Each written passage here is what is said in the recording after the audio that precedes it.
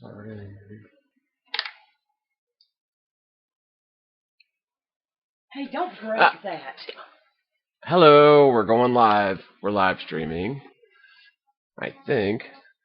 Let's go to the Hangout page and just see.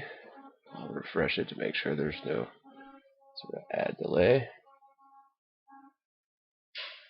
Still waiting. Waiting for me, it says. So maybe we're not streaming. Who would ever know?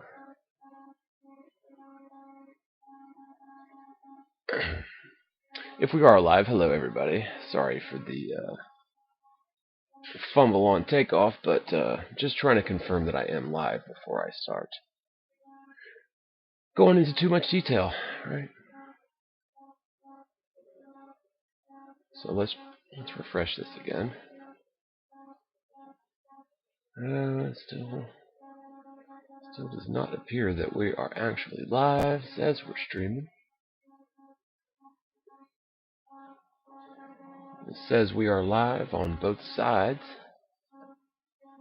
So it says there's 13 waiting, and that number just went up. So I bet you we're live, and I just don't know it yet. So hello everybody. And I'll just keep talking to myself until I get some sort of confirmation that I am live. You know, I'm not trying to bore y'all to death or anything, but you know me. I love to be prepared. Wow, 19 waiting. So, can you guys tell me, and I can see the chat, can you tell me if you can hear me?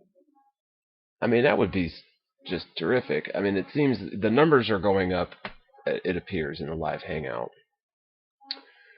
But in terms of my personal confirmation that I am live, well, it looks like it's coming through now. Oh, there we go. I got an ad of cheeseburgers with lettuce and tomato. At Conklin Cars, we believe you should get your... Yeah. Okay, yeah, we're definitely live now. So I'm going to mute the player. Hello. What's up, everybody? What's up, John C. Odyssey, Nicholas Brown, Shirtless Flat Earther. Arf. What's up, everybody? So, the name of the stream was originally... So, the number actually, that's kind of funny. It went down from 20 people waiting to 11 watching. Wow. So I went live, and over half of the people that were watching just stopped watching once I went live. Ouch. That's a pretty bad burn, YouTube. I mean, come on. I'm already bad enough as it is, but you gotta add insult to injury with just making sure I know everybody hates me. No, so the name of this stream was Hangout with TheMorgile and Friends, but the whole friends part sort of fell through. So it developed an interesting story because you sort of do know who your friends are, but I called several people to see if they could replace the friends that sort of prompted me to initiate this live stream and talk about whatever. So I called pretty much everybody, and I called some high-profile people, and some of them answered. And I also called just, people that I talk to and my friends, like sort of virtual friends and actual friends, people that I know personally, people that I know online. And plenty of people told me that I can call them during this stream and we could do a hangout, since Google did away with Hangouts on air and I wasn't really set up for like sort of connectivity. We can make that happen, but the high profile people that I called and the ones that answered is a bit interesting, so we can definitely talk about that. And it's kind of funny, man, because it lets you know who your friends are, and at least you take for it whatever it's worth. So, without further ado, I'm not gonna tell you who the high-profile people that I called who answered are just yet, because the views, baby, the views. Gotta put y'all in suspense a little bit. But it's pretty juicy, man. But so yeah, man, like I always love to do live streams and hang out with you guys. I really do. And the people that I called that said they would do it is, of course, Candy Franklin. I Spy NASA Lies. She was the first. She said she'd do it. I can call her right now if I wanted to, and I probably will. Not right now, but I will call her. Corey Murphy. Even though he's dealing with Child Protective Services and some drama, He said I can call him. I mean, maybe that's a little bit too much information. Ouch. I'm just trying to give you some context here, though. I mean, so another one was well, there's several other people. I would consider them friends, even though I've never met any of them except for Candy Franklin personally. That said they would do it. They'd be there for me. Okay, so here we go. So now that there's 30 people watching, the ones that I called, the high-profile flat earthers that I called and did answer, and could not be here at this moment. The first one was Jeranism, and I got to tell you, he's got a pretty poor excuse. Jeranism's mom just died. You know, she just died like not that long ago, not even a month ago.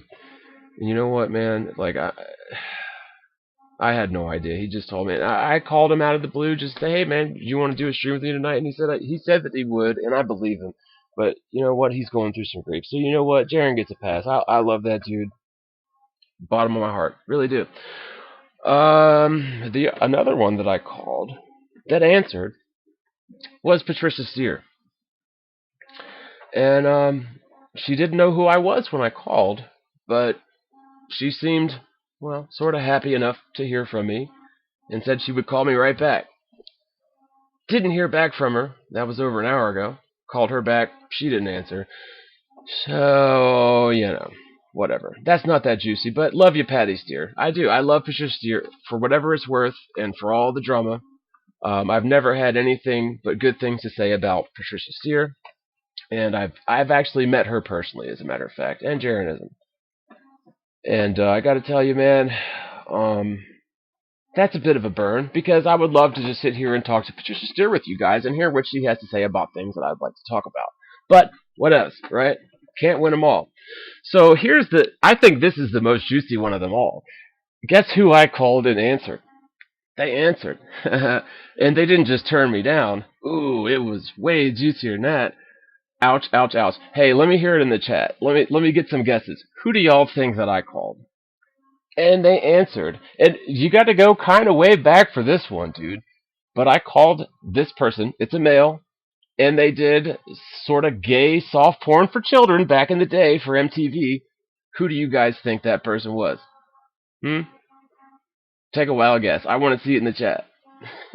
I'm pretty sure there's going to be some long-timers that know exactly who I'm talking about. But yes, indeedy, they answered. And I spoke with their wife, and I got told off like a mofo. Oh, ouch. But no, really, though. So can I get some guesses on who this third person was? The only flat earther that y'all ever known that did gay soft porn for kids and lied about working for NASA. Yeah, that guy, right? Who was it? Come on, chat. Where y'all at? Come on, chat.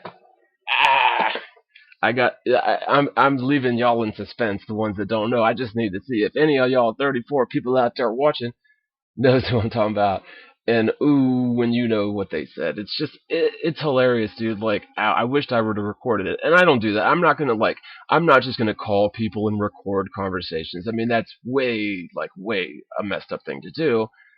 And I don't even know the state legalities about one-party or two-party consent. No, I'm kidding. I would never even consider that. But legally, you know, well, never mind. You all know what I'm talking about, right? Because in some states, here's the thing. In some states, if you're going to record, say, a phone conversation, you have to have both parties consent, right? So, I would have to consent and understand that I'm being recorded, and the person that I'm calling would have to consent and understand that they are also being recorded in order for that recording to hold up legally in a court of law. But, however, there are other states where it's called a one-party consent law, where as long as you consent to the recording, right, you can call whomever and record the conversation unbeknownst to them. And yeah, they would that would hold up in a court of law as legal evidence, right? So there is legalities to that, but what I'm saying is I don't even give a crap about that. I would never call anybody and just record you off the cuff without your permission, even if it was technically legal in that state, right? And that brings up some questions about laws, because I thought that laws applied to everyone everywhere. Like, if you walk too close to the edge of a cliff, you will fall and die. That's a law, right? There is not certain states, like certain places in the world, where if you walk too close to the edge of a cliff, you will not fall and die, right? So a law is something that will naturally happen to everybody equally, whereas pieces of, people's opinions written on pieces of paper that apply differently in different regions, that's not a law. That is, well, it's bullshit, is what it is. Yeah, Power Trip, Powerland, Pee Wee. No, it wasn't Stinky Cash. Sean Becker, come on, Sean Becker, bro. No, Stinky Cash. Everybody loves Stinky Cash, bro. That's my boo boo. But yeah, it was Power Trip. It was Matt Powerland, and so I was so surprised, dude. I was so surprised. I called this dude. Not, it wasn't even an hour ago, bro. Maybe he'll call me back. And he answered. He answered. And he actually knew exactly who I... No, he didn't. He didn't. He asked who I was, and I said who I was. And he knew exactly who I was when I said it. And guess what he said right off the bat? He said, dude, I can't believe you're calling me. Do you know what it takes to be an actor? Do you know what it takes to basically to get in the bed with a dude in your underwear and pretend to make out with him? Uh, do you know that I was also a Nazi in a movie? And do you know what I asked him? I said, well, did you actually kill Jews in that movie? Oh, this video's getting taken down already. But, to the point, so basically, upon introducing myself, and my whole point to calling him was to ask him, would he like to do a hangout and talk? Because I'm sure y'all would love that, right? Like, Matt Powerland, that's the dude that really, like, I've always credited Matt Powerland with waking me up to flat Earth. Like, that's the one that really cemented this sort of hypothesis into my mind to where I would go on my path to looking into it. I've always credited him with that, like, there's always going to be a special place in my heart for that guy. Like, honestly, I love him or hate him, there really is. And so basically, like, the first thing that came out of his mouth was basically he was on the defensive, on the attack, asking me, do I understand, like, basically artistic liberty? Like, do you know what it takes to get in the mindset of a gay man and make out with another dude naked in your underwear on TV for little kids to watch and their minds to be molded about? And, like, he didn't get into that, but he said he was also a Nazi on TV. So, to me, there's no comparison because honestly, like, okay, I'm blonde haired and blue eyed, but it would be way easier for me to go, like, be in Band of Brothers, like, one of my favorite series in the world. Also, Saving Private Ryan, one of my favorite movies ever. That would be very easy for me to go in there and act like a Nazi, dude. Like, right? Because, it's part of the show. It's an act. However, it's a horse of a different fucking color to get in your underwear and make out with a dude in the bed in front of cameras. I mean, so, like, to me, do you guys understand there's a difference between those two things? Like, and, I don't know. Maybe I'm just not that of a thespian, right? I'm not that much of a thespian. Nor am I, well, I'm 100% lesbian, but I'm no thespian, right? Um, So there's a difference, I think. I think that there is a difference. But I was actually surprised that he answered and spoke to me. But what happened was, as I'm speaking with him and trying to tell him that, like, hey, bro, all I was calling to see is, do you want to do a hangout tonight? I got shushed. Like, it was literally, no, you shush, shush, shush, shush. No, you shush. No, you shush. And I got Mrs. Powerland on the phone to boot.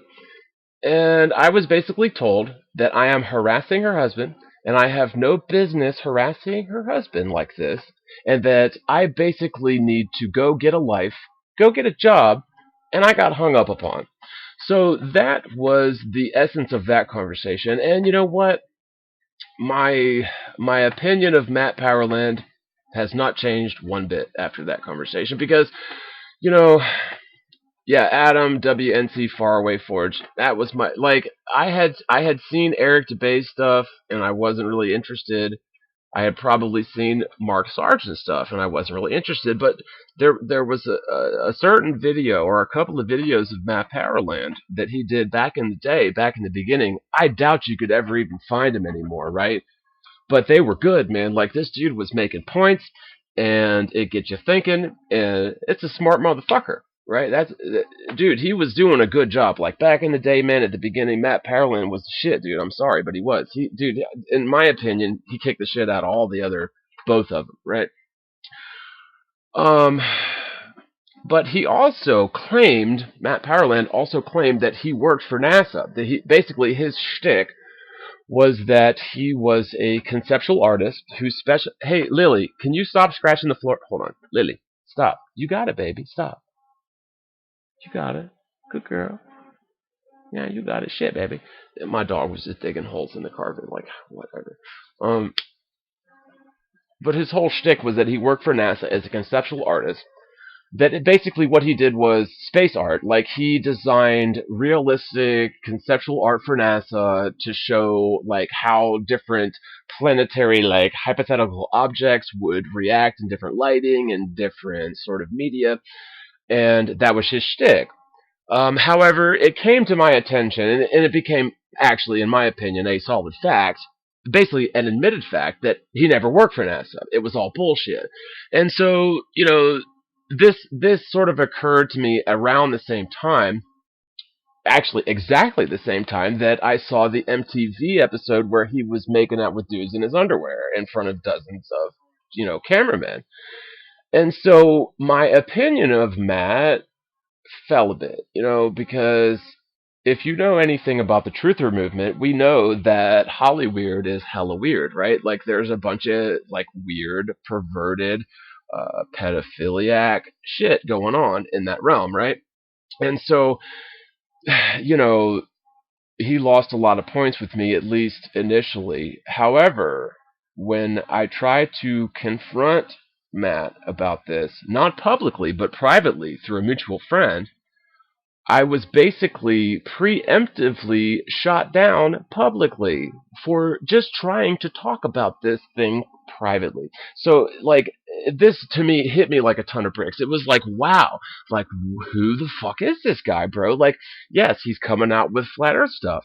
He's coming out with this. But by the time that this all occurred, Matt had already sort of jumped the shark and gone off the deep end, slicked over the oil field into just ridiculous, like painting women's breasts with oil paint, and it almost seemed to me like the persona of the person was gone. The body was the same, the face was the same, the person seemed to be the same, but the personality, the persona was different. So, my first intuition was, wow, did somebody clone Matt Boylan and murder the original? You know what I mean? Like, did they pull a Paul McCartney on this guy, bro? Because that's what it seemed like to me. And, to this day, I can honestly tell you, I wouldn't be surprised. Like, I don't know, man, but I just spoke with the guy just now. It wasn't even an hour ago. And there was no love, dude. Like, I wasn't being rude. I said, hey, man, how's it going? It's John TheMorgile. And I got told off, bro. Like, that guy hates me, dude. That guy hates me. And, like, hold on. I'm getting text shoved in my face. Let me read this. Oh, okay. So let's give a call into a guest, because this right here is the fucking guy that originally prompted me to do this hangout. However, if he hadn't have stood me up like this, I would have never even talked with Matt Boyland or Jaronism. And I will say one thing: when I talked with Jaronism, I was surprised that he answered, because I've tried to call and I've texted him and everything over the last 6 months and never got an answer. As a matter of fact, you guys, to be very honest with you, that's the first time I've spoken with Jaronism since the last live stream we did on Globebusters 6 months ago or whatever. It's been a long time. So, no sort of disrespect to Jaronism or anything, and I am sorry for his mama. I don't wish that on anybody. And I love the guy, bro. I always love Jaronism. But I was surprised that he answered my call. I was also surprised that Patty answered my call, and I love Patty. No sort of, I've never had two bad words to say against Patty publicly. Okay, and I've met her personally as well. So let's call Dave, man. Let's call Dave. And let me know in the chat if you can hear him, because or let me know if you can hear it ringing. The sooner the better, because I know there's a delay. Hello. What's up, buddy? What up, brother? Hey, man. Just say some words so the people in the chat can tell me if they can hear you good. What's up, guys? Can you hear me? Keep talking. There's a delay. Okay. Well, I was just jamming. Should I play some guitar? Yeah, play it. I'm just working on a song right now. But what's up, people? Dude, I didn't even hear. Were you on? Is anyone else on right now? No, it's just me and you, bro. Man, just us?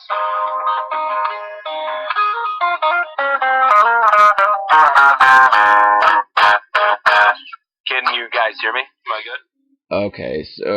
Okay, Sean Becker said you're a horrible guitar player, and I guess that's his way of, he loves you, man. He's just saying he can hear you.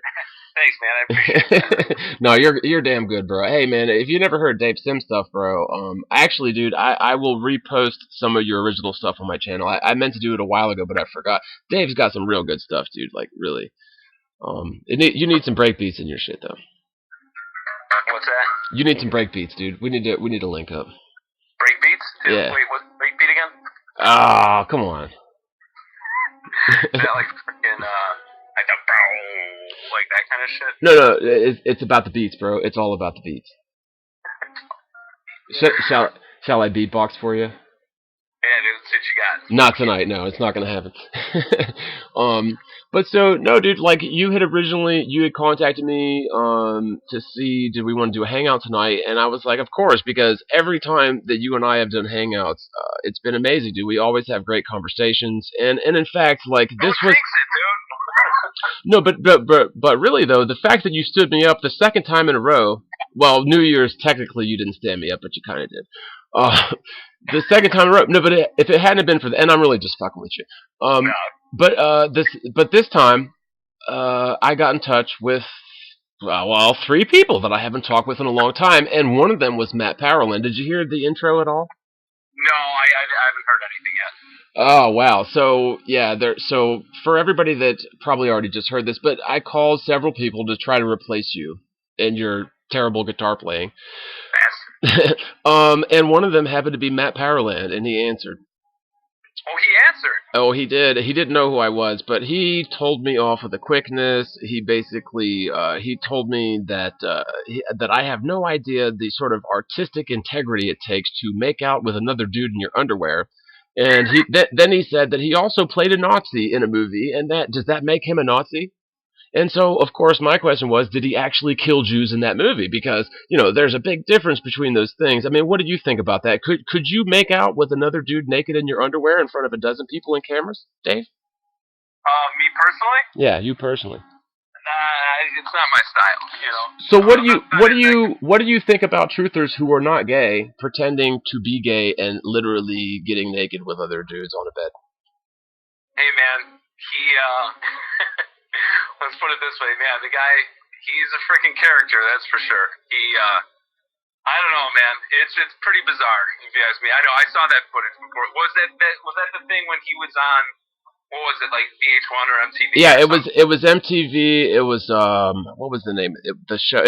I've actually got a whole expose on my YouTube channel a couple years back. But the thing is though, like the whole way that unfolded, do you even know how that all unfolded, how I learned about that and how that unfolded or anything? No, dude, no, none of that. Yeah, Are you I even try to stay away from the drama, but Well, that's what I was going to ask you. Are you even interested in the drama, or should we move to other topics and I'll get back to that once because I know you're not got long. Something else. Yeah. Okay. All right, we'll move on to something else. So what did you want to talk about? I know we've been sort of kicking around the whole speed of light thing. We've been kicking around several topics. I mean, there's so many interesting things to talk about when it comes to fake space and lions and anti-science. I mean, but what do you think, man? What's the Well, it's our usual of like not having anything prepared. Like we always say every time we do this, we're like, all right, next time we'll have something prepared, we'll make it work, and then we just never end up doing it, But Yeah, man. Yeah, the whole speed of light thing. I think that was pretty interesting. I mean, you made that video about it. That was on your other channel, though, right? No, it should be on my maybe you're right, but I think it should be on my main channel. And I'm thinking about just reposting everything because I've got so many vids out there that nobody ever saw. But no, the speed of light one, I'm 100% sure that's on the main channel. But something that I think it's under Jonathan, however you pronounce your last name. Right. Topless or whatever. Is that true? Well, hey, man, if that's the case, wow. Actually, now I sort of need to. Now I need to know for sure. Like, wow, I need to figure this out. But For sure. I mean, because dude, you did a great job with that, and it was. I mean, the thing that made me think about it when I texted you about that a few months ago is I saw a video, and it was like from like MIT or something like that. That supposedly they came up with a camera that could film at what was it, like 5 trillion frames per second, right, or or something ridiculous. Mm-hmm. Yeah. And I'm just, yeah, dude. So like, and they're saying, okay, we could film the speed of light. And I'm like, well, this should be interesting, because I'm watching it with I watch everything with a completely open mind. And the very first sentence that came out of the guy was, these are, how did he put it again? Because me and you both caught it. That he said something like, this is a generated image, or this is something along the lines showing that it wasn't an actual, they didn't actually break it down. It was a computer generated recreation or something along those lines. And well, I'm okay, so maybe, all right, first of all, I was going to check my channel to see like if I could find that video, but like I forgot that will start messing up my stream, so I'm not going to start jogging things around. But let's start from the beginning and hold that thought, because the speed of light, the original value for the speed of light, the original estimate was based on the globe model.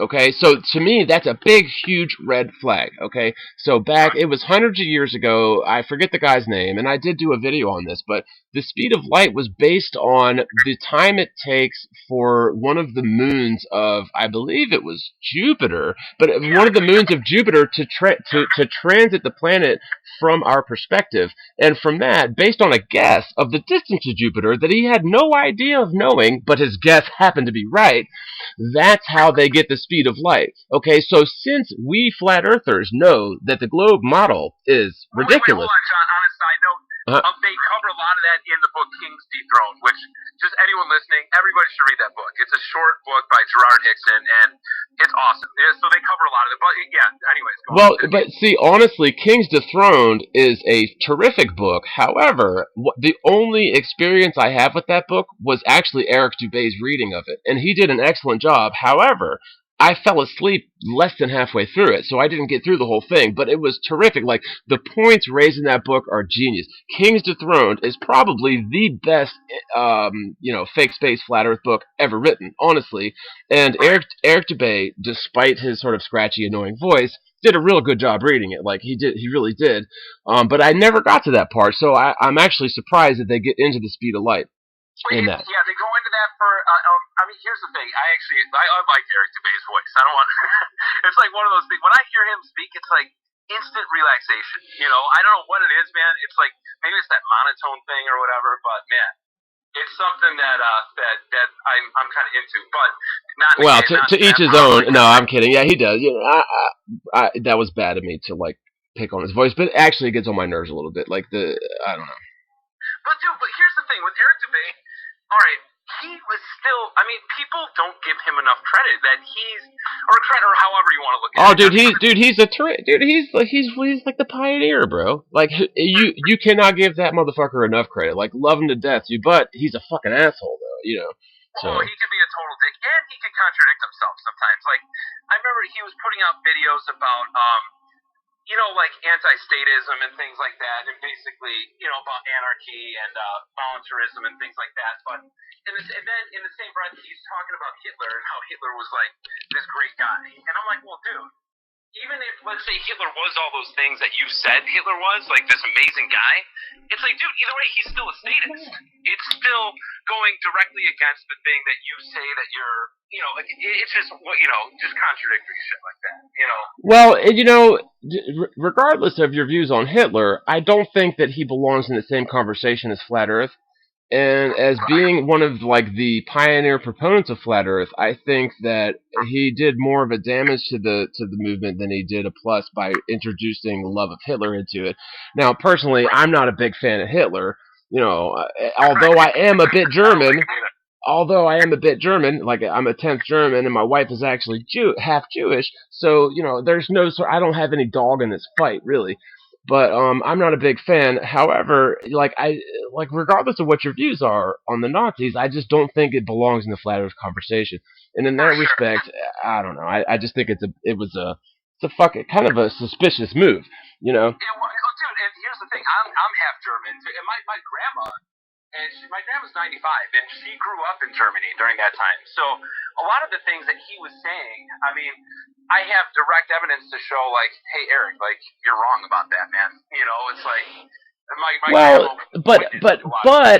however, I think a lot of the stuff he said was correct. And I'll probably get my channel taken down for saying this. However, like the whole 6 million thing appears to be a big lie, and in fact, the work camps, the concentration camps, it does appear that most of those people died from typhoid because of the fact that the Allies bombed and decimated the German supply lines going to those sort of outlying areas. And so, in effect, the Allies are the ones that killed all the people in the work camps. And it wasn't just Jews. It was Greeks and Russians and gays and blacks and everybody that didn't belong to the German Aryan race. And so, how could America ever tell these guys that lost all their brothers and, their wives lost their husbands? How could they tell the American people that, hey, guess what? It was our fault that all these people in the camps died, because guess what? The last thing you want to do if you're in a war is kill your collateral. And that's what the work camps was collateral for the Germans. And the fact is, without antibiotics, without food, a lot of people died. And so, in that respect, I think Eric's documentary actually opened my eyes to a lot of things about that war that confirmed things that my grandfather told me, who was actually there. Okay. Okay. Right. So, but no question about it. I mean, there's definitely things that. I mean, obviously we know history is written by the winners and all that stuff. So it's like it's one. I mean, because even my grandma. I mean, she was 14 or 13 at the time. And the Americans would come in, and they would just go to her house, take over everything. They stole her bike, and these are supposedly the good guys.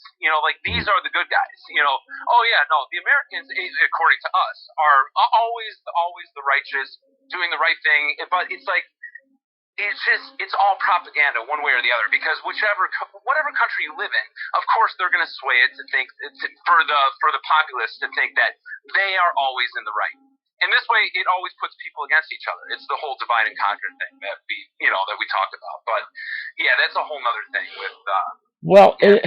Another thing about Hitler is it does appear that he was trying to get his country on the gold standard and away from the Rothschild banking industry. And so, that's a whole. There is something. I believe there is something to it. Now, does that mean that I hate all Jews? Oh hell no, dude! I've got so many friends that are Jewish people and ex-girlfriends. Like, dude, no. I mean, I don't believe there's any sort of evil. Now, when you get into Talmudic rights, that's a different thing. But to bring up that conversation, when you're bringing up flat Earth to the world, I don't know, man. That's just very suspect to me. So I don't know. No, I hear you. Okay, well, we got sidetracked. We did. How did we ever get sidetracked, Dave? Dude, it's every time with me. It's my freaking ADD, man. Yeah.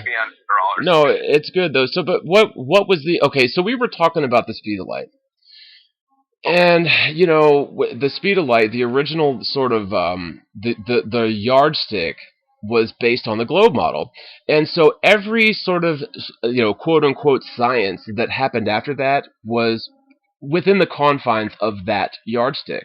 Okay, so anything that wasn't close to that sort of original estimate based on the globe model and the estimated distance to Jupiter or whatever was thrown out as bad data. And even to this day, you have college students at reputable colleges using very high-tech equipment replicating the experiments done hundreds of years ago, that if their results don't match what the ancients got, they throw that out also as bad data. And so it becomes not science, it becomes sort of coloring by numbers or science by numbers, and it is just a parody of science, in fact, right? For sure. Yeah. Well, even the initial test, who was it? Was it old Romer that did the, or it was? It was, yeah. Romer was one of them. Actually, the pendulum guy was in there. Like later on, Foucault had his hands in the speed of light, and so that's also very suspect. But the first guy was Foucault. Oh yeah, that's right. Okay. Yeah. And they're doing the spinning mirror thing. I mean, just think about how ridiculous this is. Like, they're spinning mirrors. And what did they say they were shining from, like, 5 miles away? It was like 8 kilometers, yeah. Yeah, using candles or something like well, that. Well, it was before the invention of the light bulb. Yeah. So so whatever they were using, they were allegedly shooting their beams of candlelight, because it wasn't light bulbs, over 8 kilometers. But just bringing up a fact, Jeranism years ago tried to do a laser beam test with a high-powered, sophisticated laser beam, way better than a light bulb, and certainly better than a fucking candle. He couldn't even get it to focus over 3 miles, right? And so the whole thing becomes absurd. But if you look into the contraptions that they used, it is beyond absurd. And then when you understand that their whole foundation is based on the globe model for the speed of light, you just have to throw it out. Like you can't even humor it as a hypothesis because it is so just way out in left field. Like, right, exactly. Yeah. It's one of these things, like, it puts it in perspective. I saw a video where they did one of those things where they do, like, to scale what our solar system is and then what, the galaxy and all this stuff, and they put everything to scale. And they did, in a football field, I think they did, it was like they made the sun the size of a pea, okay? And as the sun being the size of a pea, the Earth would have been, I think it was like 10 feet away or something like that. Okay, and then if you look at Pluto would have been all the way at the end of the football field, okay, or something like that. The nearest star to us, according to the heliocentric model, was like literally like 50 miles away. Well, if the sun was the size of a pea, the Earth would be like 10 miles away. Well, yeah, that's the thing. If Yeah. the sun was the size of, no. The Earth was a tiny little dot, like on a piece of paper. Okay, so the Earth was about 10 feet away, but they were saying that the nearest star from our solar system, which is only 4 light years away. They always say only 4 light years away. Mm-hmm. Well, only 4 light years away, right, equates to like 50 miles away if the sun is the size of a pea. To scale, yeah. Scale. And that's the thing. So if you let's just say you use a snail that was crawling from the sun in that example over to Earth, the snail would be traveling at the speed of light. Right. Yeah. And let's think about this. Now that snail, it has to travel 50 miles. So what? I mean, it would never. It's just ridiculous. The whole notion of it is just so, like you said, it's absurd. Well, but you brought up a point to me the other day that I'd never thought of, but it sort of rings true with other points that I've thought of. So, okay, so this is a little, it's segueing into another topic on the speed of light, but okay, so the speed of light assumes that light is, well, it's sort of a particle, and it's also sort of a wave, right? It goes back to the whole double slit experiment, right? Right, this one I mentioned too. Yeah. Why shouldn't if we put light in a wind chamber? Right. Why wouldn't it start blowing the light all over the place? Right. If it's a particle. That's a good question. So right. So if light is sort of a particle, because they say that it is, they say that it's photons. They say that photons are little particles traveling through space to hit your eyeball.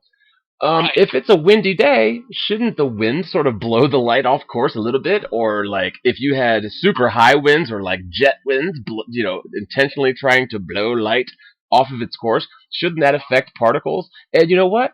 You're right, dude. It absolutely should. Like, that is a good question. Like, Exactly. Well, and then when I said that to you, how you came back with, well, what about, shouldn't it really hurt your eyeballs when a particle is hitting your eye, right. going to the speed of light? Yeah. Like, wouldn't that really hurt? Yeah, Or kill because you, for that matter? right, because force is mass times acceleration squared, and so even if it's a tiny particle traveling at the speed of light, okay, so let's put it this way. Okay, so if you have a 10,000 pound truck that hits you at 10 miles an hour, that's gonna hurt, right? But if you have a 10-pound object that hits you at 10,000 miles an hour, that's really gonna hurt. I mean, you're gonna die for sure. Okay, Right. but if you have a photon-sized particle that hits you at the speed of light in your eyeball, shouldn't that hurt a little? Like, shouldn't it sting? Like, okay, come on, dude. Like, so light could not be a particle. I think we can agree on that, right? Oh, yeah, dude, for sure. So, but that just brings me to one of my whole other philosophies that I've sort of stumbled across as a flat earther, that entire atomic theory isn't just totally bullshit, right? Like the idea that everything is made of little particles. Like, okay, so this solid rocking chair that I'm tapping on, scientists will tell you, they'll say that it is mostly empty space. It's little particles that are, to scale. Okay, so if you're looking at an atom that's the size of a pea inside of this rocking chair, then the next atom closest to it would be like 5 miles away, right? That's what they'll tell you. Right. And Yeah, so, exactly. like, that whole theory, to me, atomic theory, is absolute nonsense. See, I remember when you guys did a show a while back when, like Glowbusters, it was like a year and a half ago, or something like that, and Bob was big. Bob was talking about the double slit experiment, and I was always like a big proponent of the double slit experiment too. I'm like, oh man, this is amazing. Just by the act of just observing it, it actually changes the way that the light acts. I'm like, it was just one of these things I always found very interesting. But I remember in that episode, you and Jared were both like, well, you're like, it kind of seems like bullshit. Like you well, guys sort of like, and see, here's the thing. This is my point on it. And back to the double slit experiment. See, basically what they conclude from the double slit experiment is that light is both a particle and a wave. And what I'm saying is that they're mutually exclusive. You can't have both. And so what I would say is that no, light is not both a particle and a wave. Light is neither a particle nor is it a wave. So that's what I would glean from the experiment. But science has totally taken that conclusion in a different direction, and they've run with that just like they have everything else, and it really is based on the Copernican principle, the mediocrity principle, in my opinion. I think that's where they're getting their foundation from. And hey, right. Dave, can you talk for a second? I gotta go roll me a cigarette because I'm jonesing. So I'm gonna put you by the headset. You talk, and I will make noise when I come back. Yeah, should I just play a song? I'll play a song. Yeah, play him a song. Play him a song, man. Yeah, for sure. All right, let's see. All right. This is one I wrote a while back. Let's see. It's called, well, actually, I'm still in the process of writing it. So, it's called Resounding Pebbles. Let me see if I can. Hold on.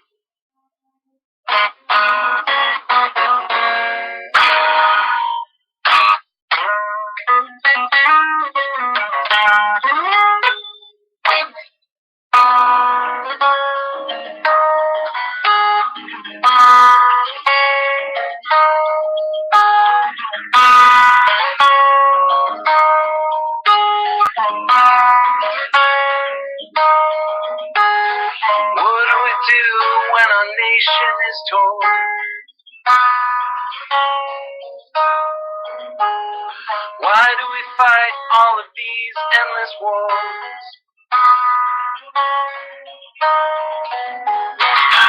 To a man who will answer our calls. Weak and the weary, they'll do what they're told. The men we vote in, they're all bought and they're sold.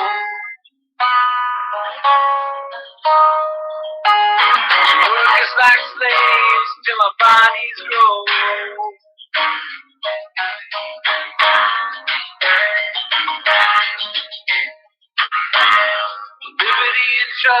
all those out the door. When we give all we can, but they keep wanting more.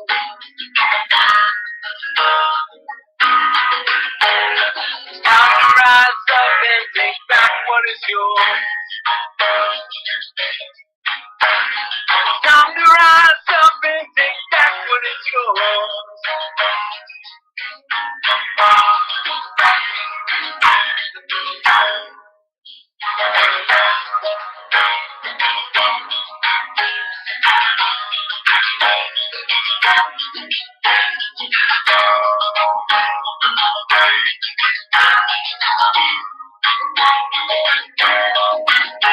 It gives you the right to conquer it all.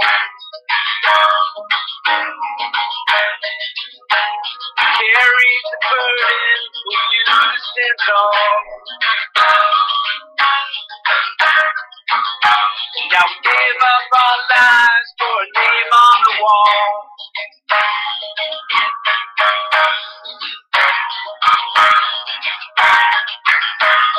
The only thing left now and all that remains to break free from all of our shackles and chains. Yeah, hey, dude, that was good, man. And nothing will change. Don't stand up now, nothing will change. Hey, Dave Sim. Nothing will change. If we don't stand up now, nothing will change. Yeah.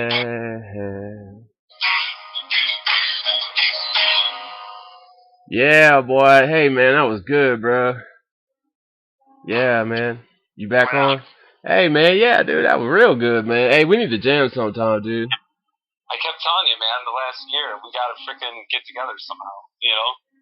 Hey, Corey Murphy's on the chat too, man. What's up, Corey Murphy? That's another real ass motherfucker I was gonna call too. But no, I got you. Hey, look, man. No, that was good. We do need to jam though, dude, for real. For sure. Wait, I got another call. Wait, hold on. All right. So, but that was Dave Sims. And I will put actually I'll link up his channel on this one here later on, and I'll put cards and links in the description and everything for you guys.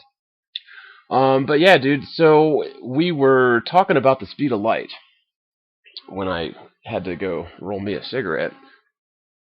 And the whole thing about the speed of light is just, to me, it's just pseudoscience. Like, it's just yet another example of how supposed science, the objective method of defining reality, has been co-opted from its very foundations.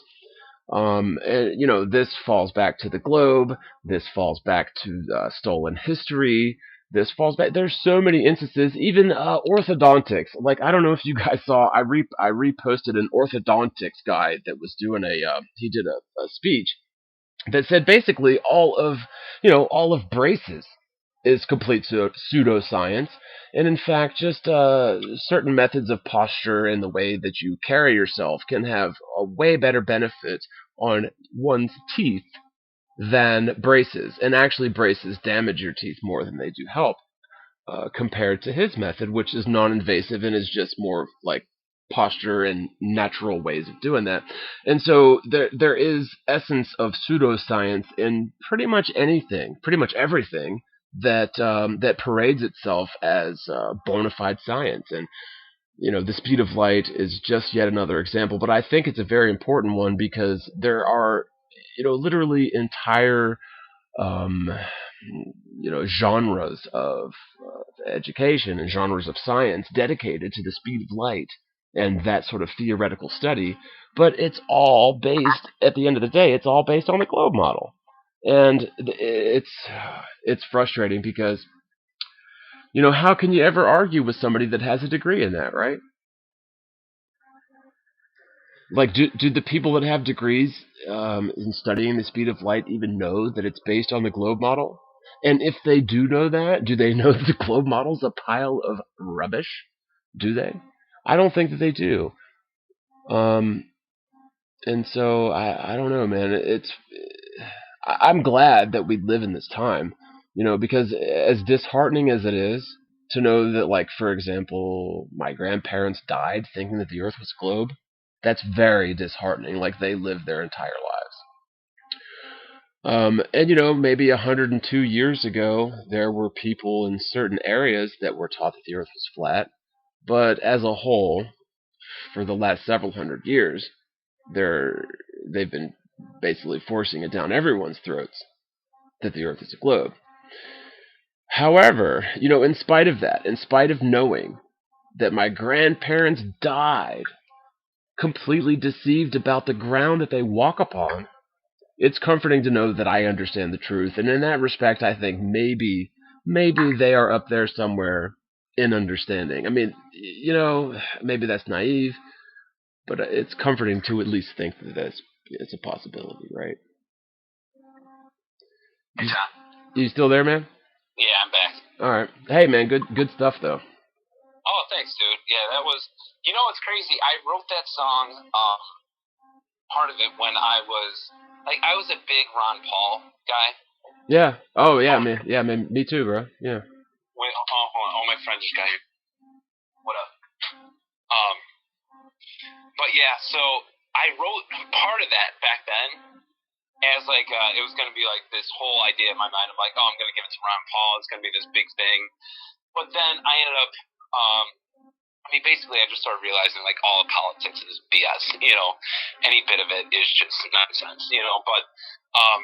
But that's where I sort of changed up some of the lyrics to So do you think that somebody like Ron Paul was put there in order to satiate our craving for truth?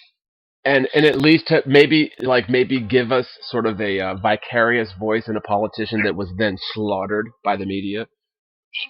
In a way, it's a weird thing because I honestly believe in so many of the ideas that Ron Paul talks about, and I think he clearly is he's authentic. He really believes what he says. Right, but for the media to promote someone like him to the effect that they did, even though they did kill him in the media, like he still did get out there a little bit. But then effectively he was slaughtered by the media. Effectively. Well, that's the whole thing. Yeah, it's almost like maybe it is intentionally like they put him up there, just to knock him down. Right. But again, it was one of those things. I remember in the Iowa caucus. He was drawing like tens of thousands of people at his rallies, and they would not talk about it whatsoever. And I'm just like, what is this? Because I was out there campaigning for him. I'm like, it was just one of these crazy things where you're just like, that's when I realized how slanted the media actually was. Yeah. Back in 2008, or was it 2008? I think you ran 2008 and 2012, right? Wow, blur for me. I think that's what it was, and that's when I'm just like, man, this whole thing is just nonsense. You can't beat, you can't win in a system that's set up for you not to win.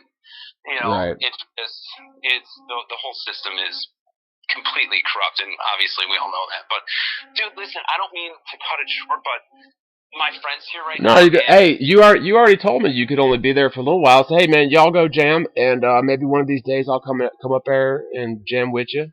But hey, man, we'll keep doing these hangouts, and I'm glad that you were able to come. And actually, I've got a couple other people that I'd like to call on this one too. I told them I would, and I'm glad that glad that we had a chance to do this, man. Right on, man. Yeah, I felt bad not keeping my word when I told you that I said I would do it for sure. So yeah, man. Let your yeses be yes, your no's be no's.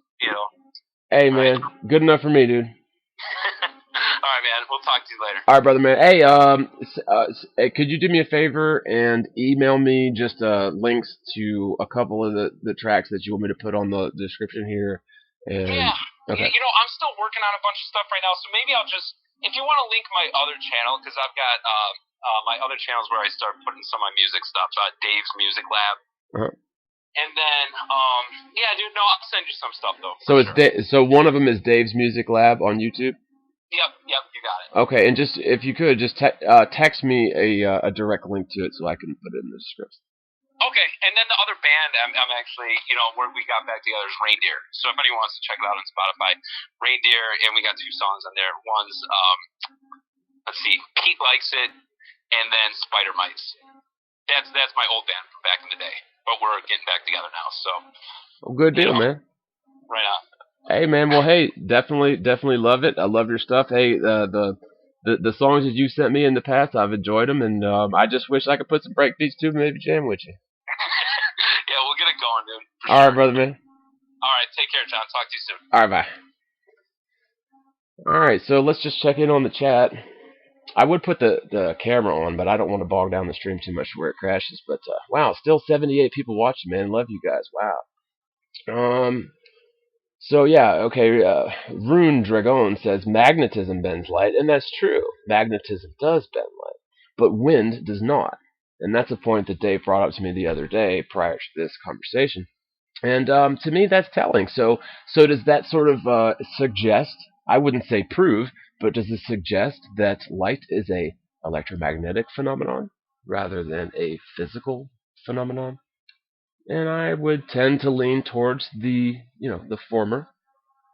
But you be the judge, and maybe some actual scientific experimentation needs to go into this topic rather than scientific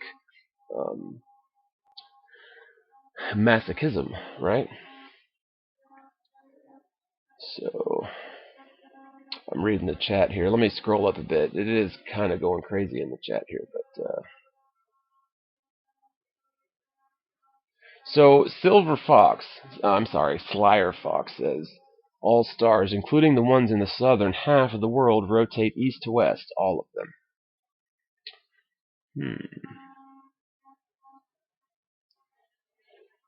Yeah. Yeah, that's true. Trying to see the rest of this conversation here. See, I'll never catch up to this because I would have to sit here and just read and read and read, and y'all would be bored. So, I will say, and I'll try to link it up in the scripts, but the speed of light, just closing out on this topic, the speed of light was something that cemented my understanding that science is a load of shit. Okay? Not science. Okay, let me differentiate. There's a big difference between actual science and theoretical science. Okay? And in fact, I would say that theoretical science is an oxymoron. The two things are mutually exclusive. Okay, so sure, science entails theory, right?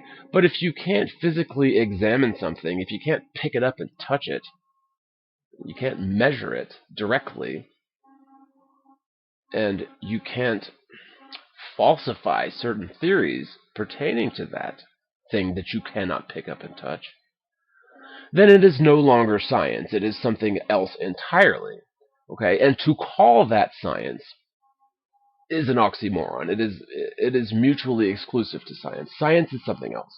Okay, and it's just rampant. So let's get back to the original meat of this conversation before I got Dave on the phone, because he didn't like the drama. But I wasn't quite done with Matt Boylan. Okay, so let me hear it in the chat. Was everyone here? Do y'all know what even I'm talking about? That I just talked with Matt Boylan not even 2 hours ago, and I was hung up on. I was trying to be nice. But so, okay, let me just reiterate, and then we'll get on with it. Actually, I'm going to take a 5-second break. I'll be right back. Hang on.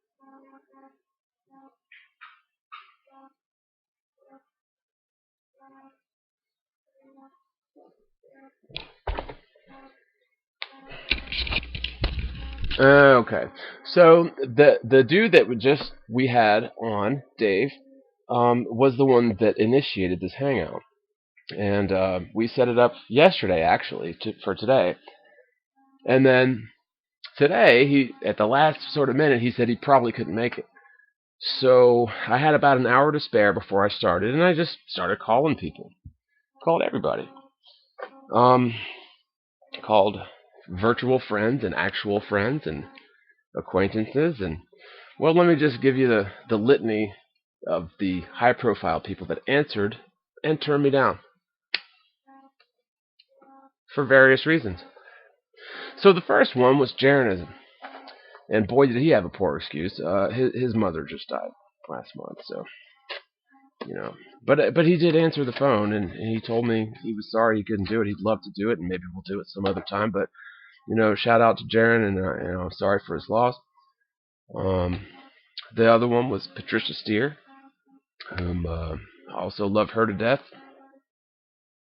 She answered, didn't know who I was, and said she would call me right back in 5 minutes. Hadn't spoken with her since Denver, and she never called me back, and when I called her back twice, she didn't answer. So the other one, high-profile flat earther that I called to see if they would like to do this impromptu hangout with me was Matt Powerland, and he answered, and he didn't know who I was. But when I introduced myself, he was aggro. He was triggered, bro. And he basically lit in on me instantly, asking me, do I know how hard it is to do this and that, acting, and, he was also a Nazi in one of his movies, and blah, blah, blah. But so anyway, he put his wife on the phone, and she told me that I was harassing him, and I need to stop harassing him, and hung up on me. So, maybe I was done talking about that. There was something else. There was something else I was going to tell y'all. But we got into the conversation about the speed of light. So, that was that, right? Let's see. What else was there? But, at the end of the day, I have no hard feelings toward Matt. I just, I was calling him to see if he wanted to do a hangout, and he took it personal. He took it the wrong way, I suppose. But let's see if we can get Candy Franklin on the phone. Because Candy Franklin, I Spy NASA Live, says that she would hang out with me. If she don't answer, it's not a big deal, but wait, maybe I should go to my call logs because I'm not sure which. There it is. Let's just see.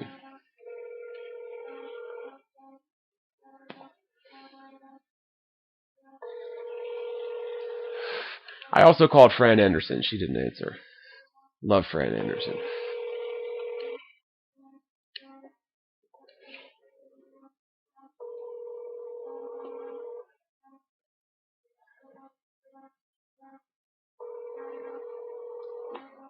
You have reached the voicemail. Okay, so no Candy Franklin.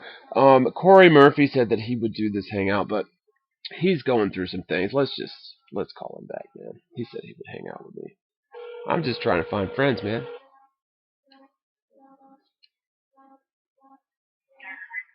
John, what's up, man? Corey Murphy.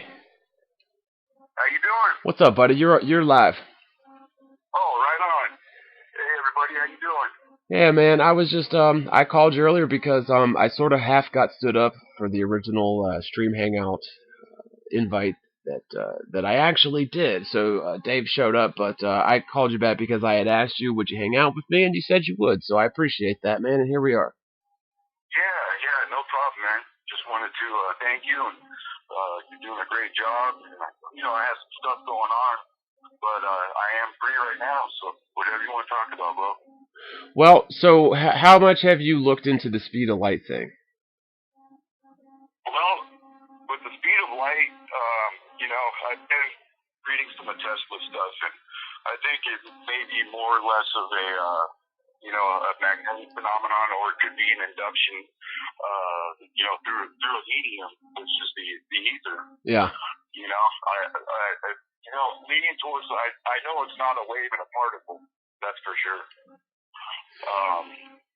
From what I looked into it, because they had to explain that away, for light not being able to travel through a vacuum.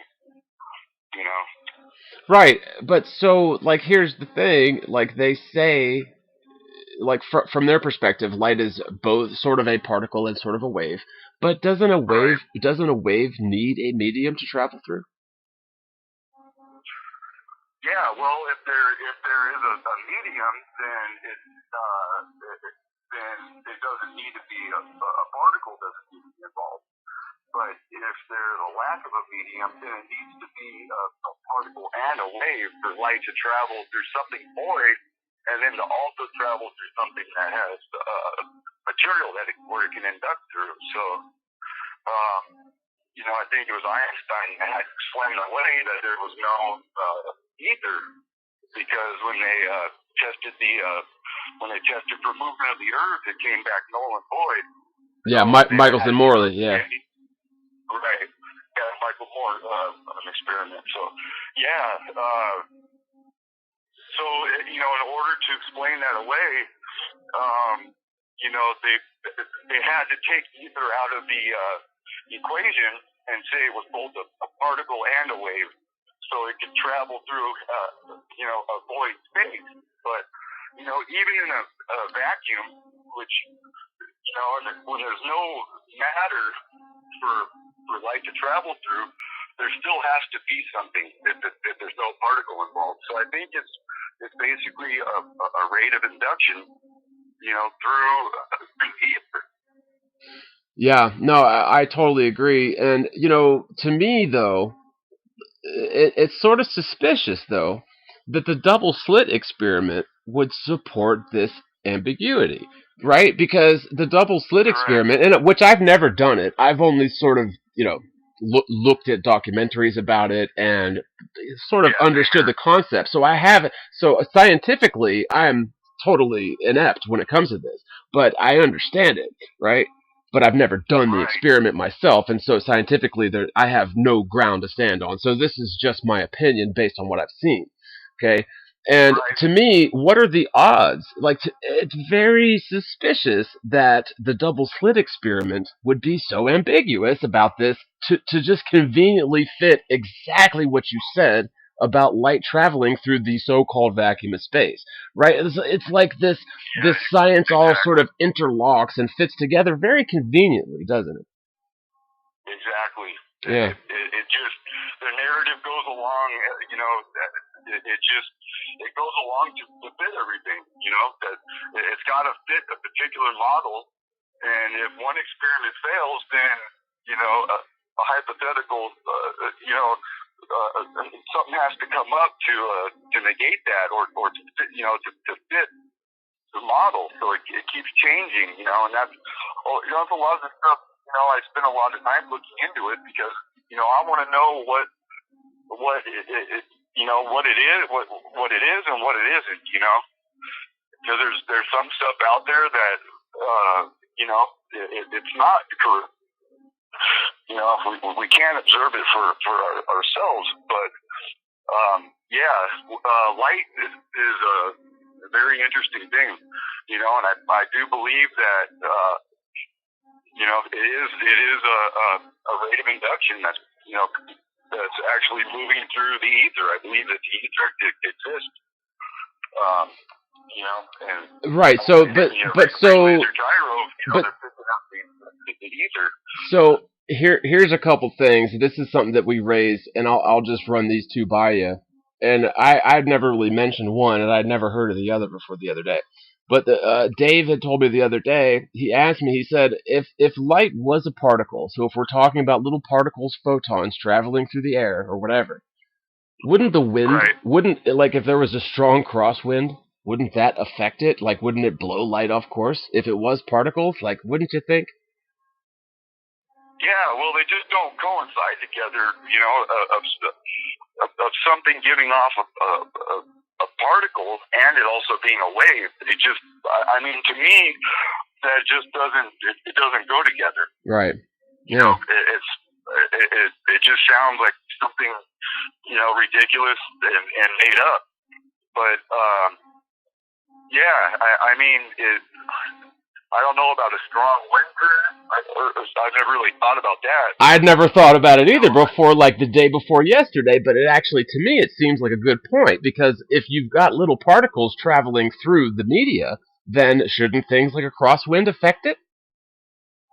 You know what I mean? Like, it seems that it possibly should. Yeah. Of course it should. Yeah, absolutely. Yeah. And so what about this? So here's the other thing. What do you think about this? This is something that I've sort of kept in mind and never really voiced until David brought this up, and it sort of jogged something with me. But okay, if you've got, and I'll just reiterate this sort of analogy, but okay, so if you have a 10,000-pound truck that's only traveling at 10 miles an hour, if it hits you, it's going to hurt, right? Oh, yeah. Yeah. For sure. Okay, so let's look at it the other way. If you have a 10-pound object traveling at 10,000 miles an hour, which would you rather have hit you, the truck or the 10-pound object? So would you rather have a truck that's 10,000 pounds hit you at 10 miles an hour, or would you rather have a 10-pound... Right. Yeah. That's the other thing. It should blow holes right through you, shouldn't it? Yeah. Yeah, I think it should. Light through you, no matter how small it is. That never made sense to me either. Yeah. You know, So I think we can agree. I think that my position is that light is neither a particle nor is it a wave. I think it is something else entirely. Yeah, and light is just one of those enigmas to me still. You know, I don't believe it's a particle and a wave. I'm still been looking into it a lot. You know, and it's fascinating. But I mean, when you shine a light on your, on your chest, you don't have particles passing through your back. You know. Well, but if you shine a flashlight through your hand turns pink, so you sort of do have something going through your hand. I mean, I don't know. Like, what is that? Yeah, well, I think that's your tissues, everything luminescing in your hand. So it's reacting to this sort of magnetic phenomenon, isn't it? I think it's a reaction. It's more of a chemical reaction than it is anything. That's what I'm leaning towards. Yeah. Absolutely. Yeah. I agree with you. Wow. And I think that that the idea that science knows the speed of light is absurd, because as I was talking with Dave, and we've talked about for the last few minutes, is that the whole metric for the speed of light begins and ends with a globe model. Like, that is where they get the metric for it. And so the whole thing is just highly suspect to me. Highly suspect. Right. Yeah, exactly. Yeah. Exactly. And I heard you mention that earlier.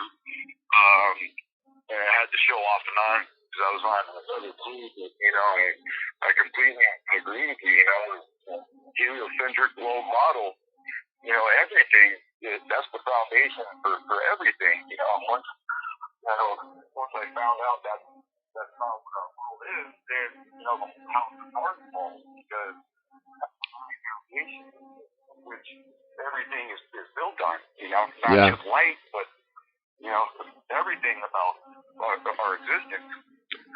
All right, so hey man, I'm gonna read it. I'm gonna read an article. It's either a rate of induction or it's a magnetic phenomenon. Okay, so I'm gonna read it. Yeah, I agree. So I'm gonna read an article now. Do you want to keep hanging? I think that you're a little bit muffled through the phone. I gotta get a better setup. I'm working on it.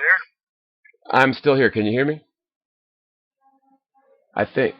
Did I lose you? Oh. I muted myself. I'm sorry. I'm going to read an article, man. Do you want to keep hanging? I think your voice might be a little muffled through the speaker, and I was just saying I got to get a better setup, and I'm working on it. But I'm going to read an article. Do you want to stay on the call? Okay, this is from 7 hours ago. So this is news. Okay. Rocket Lab will launch a CubeSat to the moon for mission for Rocket Lab. Okay, and we got a picture. Okay, so Rocket Lab is extending its reach beyond far Earth orbit. It's announced on Friday. This doesn't bog down the stream. I hope this doesn't bog down the stream too much. Okay, but it goes on to say the 55-pound or 25-kilo cislunar autonomous positioning system technology operations and navigation experiment spacecraft. Ugh. I'll tell you what. The guy that's making $500,000 a year for coming up with acronyms really earned his keep on that one. Let's say that again. So the acronym is it's Capstone. I mean, this guy really deserves every penny of it. It's Capstone, CAPSTONE, Cislunar Autonomous Positioning System Technology Operations and Navigation Experiment Spacecraft, or Capstone. And that guy's good. I need to hire him when I get him. When I get me a small business, I need to get this guy to come up with my acronyms. But Capstone, Capstone will lift off atop a Rocket Lab Electron booster early 2021 if all goes according to plan. So this raises some questions, man. Okay, so if NASA and SpaceX are the experts on launching shit into space, why then, Corey Murphy, why then are they actually subbing this out to private contractors? Go. Well, it's part of the show. You know, the funds that are allocated, you know, they have to allocate funds to keep it going. You know, and even though it's SpaceX, a private organization, they're all in cahoots with the, at the very top level. Okay. So I don't know. I read those articles. So let me ask you a question. Let me ask you a question, Corey, and everybody out there in the chat. If you had $13.7 million, would you give it to Capstone to launch a CubeSat to the moon? No, I wouldn't. No, I wouldn't either. But see, this is the thing: is our tax dollars we are actually paying for this nonsense. $13.7 million to pay Rocket Lab to launch Capstone. However, I would pay anybody $14.7 million to come up with the acronym for Capstone. That is, again, Cislunar Autonomous Positioning System Technology Operations and Navigation Experiment Spacecraft. To me, that's worth every penny of it, just for the acronym. So, let's keep reading. $1 million name right there. Yeah, of course it is. Of course it is. That's our tax dollars at work. So let's continue with the article. It says the launch will take place from Rocket Lab's pad at the Mid-Atlantic Regional Spaceport. So we need to look into what exactly is the Mid-Atlantic Regional Spaceport. Have you ever heard of that? No, I don't believe I have. If I have, if I had heard of it, I don't remember. Okay, so the Rocket Lab opens U.S. launch site for small satellite missions. This is yet another article with the same thumbnail. Okay, Island, Virginia, my home state. That's where I was born. That. Oh, right on. Yeah, officially opened its new today, November 12th, 2019, last year. So basically, they just opened this site last year, a few months ago, really. And the U.S. Air Force will be the first to fly from the new complex. Called Launch Complex 2, or LC2, the new launch site for Rocket Lab's Electron booster is a seaside pad here at the Mid-Atlantic Regional Spaceport. The facility is located at NASA's Wallops Flight Facility and is the first U.S. launch site for Rocket Lab, which has flown 10 missions so far from its Launch Complex 1 on the Mahia Peninsula of New Zealand's North Island. So basically what they're saying is that Rocket Lab has been launching shit from New Zealand for 10 missions, and now they're setting up shop here locally. So let me ask you a question. Do you understand why NASA is subbing out their stuff to generic-ass New Zealand? Like, nothing against people from New Zealand. I'm a big fan of, Ed from the Outer Dark, the Outer Light. That guy, I don't know if you guys know who I'm talking about. good stuff, and he lives in New Zealand, so I love New Zealanders. But why the fuck is NASA subbing out space stuff to New Zealand, bro? Like, can you please explain that, Murphy? Yeah, I mean, I don't know if I've heard of this in particular, but I know that NASA does sub out, a lot of their projects to other countries. It's not anything new. When I read these stories, it's like reading The Onion. I just picture somebody coming up with something in an office, and they get paid for it. I'm sure that they are subbing stuff out. Even if space exploration and everything that they portray to be real is real, I don't understand why they would allocate all this money to shoot stuff up when 500 feet from me there's a family that's sleeping in a park right now. Yeah, that's sleeping bag. It's we got things that got to be worked on here on ground level. That's a good point, man. And I think that as flat earthers, we really do miss that sort of point a lot. But that hits home with me, dude, because I've been homeless, man. I have literally slept on the street in the rain not that long ago. Okay, so like I get it, right? But so for somebody like NASA to be giving basically $14 million to a New Zealand company to launch a cube to the moon, which is just an absurd statement to begin with, it really does make you sort of wonder what the fuck is going on here, right? They send Americans up and Russians Soyuz. Why did they retire the shuttle program? Why does an American have to go through Russia and use their equipment to get shot up into space to go to an American space station? I mean, it's same thing. Why? So we're supposed to be the pioneers of this all, Well, but let me won the space race. We got all the money. Why is anything being outsourced? It should all be in house. There shouldn't even. Yeah. Agreed. Yeah. Because see, that's the thing. It's like we've already spent all these tax dollars for NASA to get to the moon back in the 60s. Now we got to spend more tax dollars for New Zealand to send shit to the moon in 2020. Like, let me finish reading this article. So this is a quote from the guy that runs the Rocket Lab place that's getting this $14 million of our money, and your neighbor's money that have no place to live, by the way. He says, quote, "For the company, it's huge having another launch site. So guess what, homeless people? Don't fret. Don't fret that you have nowhere to sleep at night. Don't fret that you have no place to call your own. Rocket Lab has another launch site. Not one in New Zealand where they actually reside as a corporation, but one right here in America where, we can bask in their glory and benefit from their science, right? Because, hey, tell your neighbors that their great-great-great-grandchildren might get to go to Mars one day. So they better just tough it out, right? Wow. Wow. So that's what Beck said. He said, for the company, it's huge having another launch site, Beck told Space.com. After, guess what? They had a ribbon-cutting ceremony at LC2. A ribbon-cutting ceremony. And you know what? The scissors for that ribbon-cutting ceremony and the ribbon put together cost more than a house for your neighbors. I'm just saying, it does. Like, that's how much they fucking upprice the shit.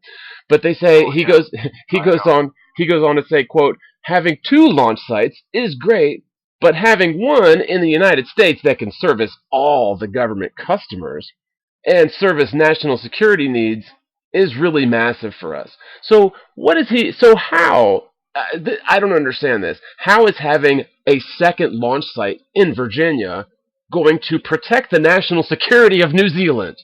Huh? Right. No, really, like, what the fuck is he saying? That doesn't make sense whatsoever. Makes no sense. None. But when you realize that NASA is a money laundering scam, well, it makes perfect sense. So it goes on to say, go ahead, I'm sorry. Yeah, just they're power brokers. They're nefarious power brokers. And they launder money. They just they do anything that the mob would do, just on a large scale, where what the citizens are presented, it's real clean. It's cleaned up. They give you the CGI. They got smiling actors. White lab coats. But all it is a fence, just like how the mafia uses a fence. They're laundering money, and it's. Well, I've already said on the record, man. If I'm walking down the beach one day and I find 10 bags of cocaine and 10 bags of $100 bills, I'm keeping the cocaine and I'm taking the $100 bills to NASA. Because they will clean it up. And you know what? I might just take the cocaine to NASA, too, because who knows, bro? They'd probably figure something out. Let's continue the article. It says, Rocket Lab aims to launch up to 12 missions a year. Okay, so how much is each one of those going to cost us and your neighbors with nowhere to live? 12 missions a year from LC2, about one a month, once flights begin in 2020. The first mission will launch in spring 2020, so that's just right around the corner, a couple months, to deliver the U.S. Air Force's Space Test Program 27RM, STP-27RM mission into orbit. So I'm not sure what that means, but whoever the anagram guy is for that, I'm sure he knows what he's doing, because 27RM, STP-27RM is a big one. Yeah, that's a really fancy one right there. It's pretty fancy. I mean, it's not as good. It's not as good as what was that other one called? I even forget. It was called what the fuck was it? That was a good. I gotta say it again. Hold on. If it doesn't bog down the stream, it was this computer's a piece of shit. It's called well shit. Now I'll never find it. It's up here. But it's such a good one. I gotta say it for the 5th time. Like, wow. I look it up for you, but my computer's not. Oh, it's Capstone. It's Capstone. It stands for... Yeah, Capstone. But what does it stand... Well, who fuck knows? But that guy, you know what? He deserves a bonus. I'll give him my paychecks for the rest of my life. For Capstone. Right. Okay, but so 27RM, STP-27RM, mission into orbit. That mission will launch a microsatellite, and this is going to be their first. A microsatellite called Monolith. Monolith? Really? Like nobody ever saw the movie 2001? Right.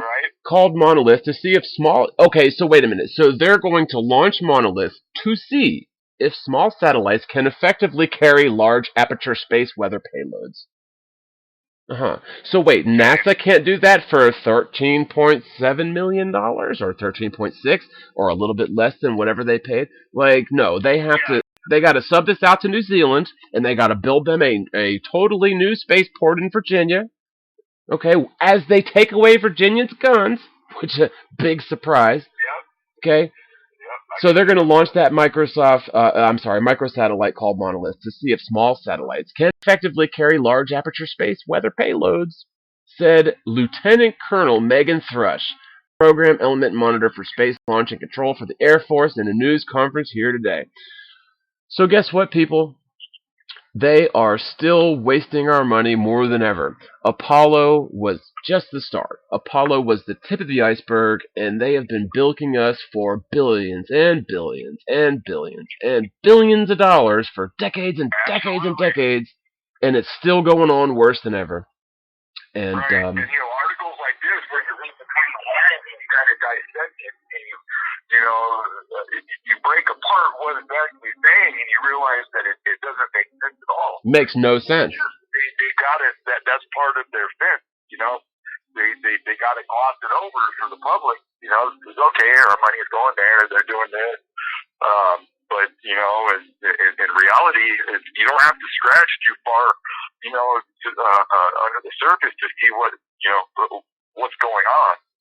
So, in terms of, like you said, your neighbors that don't live far from you, and so many people all over the country, especially in places like San Francisco, where there is just millions and millions of people with no homes. Whenever they tell you, they're hungry, whenever they tell you they're cold, whenever they tell you they're wet, they don't have any clean clothes, they have nowhere to sleep, read them this paragraph right here. Read them this paragraph, and it'll make them feel better. Rocket Labs, here it is. We just know that, a fraction of that, a fraction of that money could end that. Well, here it is. Wait, here it is. Here's the paragraph. This is what you need to tell them, okay? And this will placate them. And if you ever lose your job and you get without a home, just read this back to yourself. This will be your mantra, okay? Oh, when I was living in my truck, I was reading stuff just like this. Yeah. That's what pissed me off. So here it is. This is your mantra. Rocket Lab.